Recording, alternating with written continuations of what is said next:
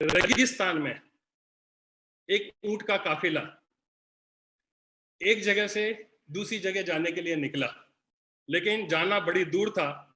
रास्ते में ऐसा कुछ रहा कि शाम हो गई, अब आगे जाना मुश्किल था। तो उस काफिले के सरदार ने डिसाइड किया कि अब आगे हम यात्रा नहीं करेंगे, अभी हम यहीं पर विश्राम करेंगे। और उस काफिले में जितने भी लोग थे उसने आदेश दिया कि आज हम यहीं पर विश्राम करेंगे और कल सुबह जैसी सूरज निकलेगा हम आगे के लिए अपनी यात्रा शुरू करेंगे। और उन्होंने रुकना तय कर दिया। लेकिन उसी काफिले में एक छोटा सा बच्चा था।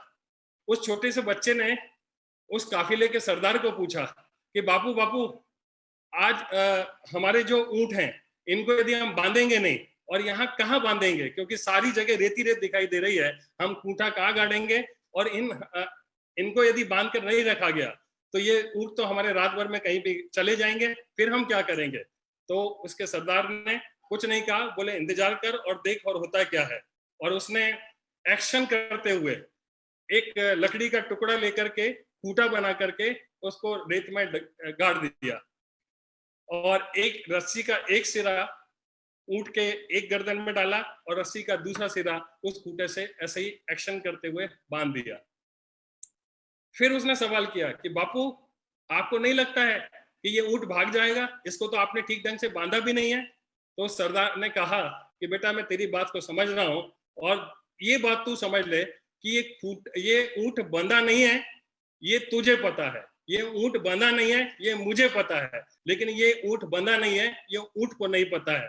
और ऊंट कितनी भी कोशिश कर लेगा तो ये जाएगा नहीं। मैं आपसे पूछना चाहता हूं, इस कहानी के माध्यम से ये बता देना चाहता हूं और आपसे पूछता हूं, क्या ऊंट जा नहीं सकता है? क्या ऊंट भाग नहीं सकता है? ऊंट चाहे तो भाग नहीं सकता है, लेकिन ऊंट भागता नहीं है। क्यों? क्योंकि जब जब भी उसको बांधा गया था कहीं पर, तो उसको ये पता है कि जब भी इस एक्शन के साथ में मेरे गले में जब रस्सी डाली जाती है, तो मैंने कई बार इसको प्रयास करके कोशिश की थी, मैं छुड़ा नहीं पाया था। और आज वो चाहते हुए भी, मतलब उसके दिमाग में भी नहीं आता है कि ये रस्सी इसी तरीके से नॉर्मल तरीके से बांधी गई है, वो प्रयास करे तो छोड़ भी सकता है।